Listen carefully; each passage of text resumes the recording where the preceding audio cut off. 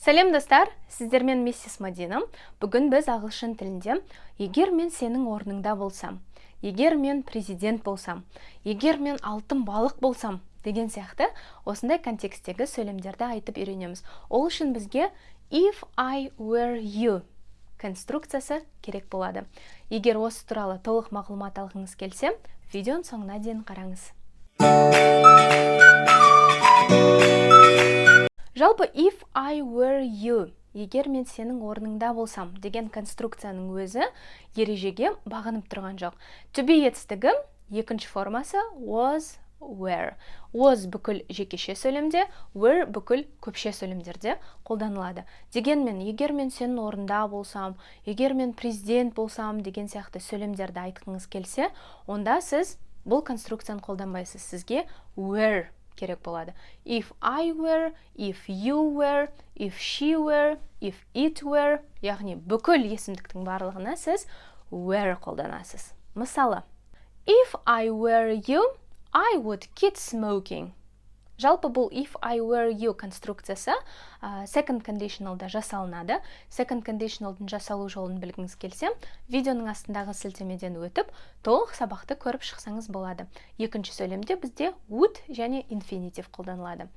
If I were you, I would quit smoking. Егер мен сенің орныңда болсам, мен давно уже темекі шегуді тастайтын едім, доғаратын едім.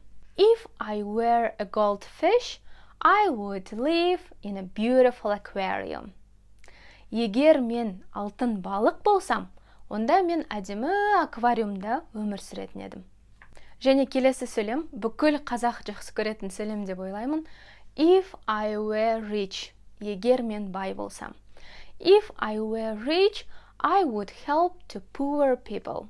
Егер мен бай болсам, мен бүкіл кедей адамдарға көмектесетін едім. If it were Sunday today, I would go out with my friends.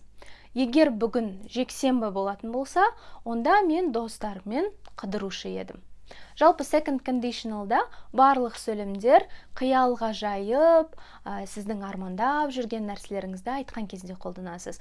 Осы сөйлемдердің барлығы негізі қиялға жайып, мен балық болсам, мен шашым ұзын болса, мен президент болсам, мен әкім болсам, мен бай болсам деген сияқты. Және соңғы сөйлем, if I were the president, I would lower the taxes.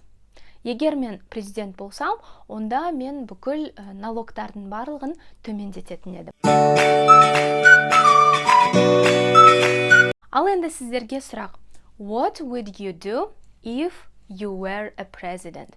Егер сен президент болсаң, сен не жасайтын едің?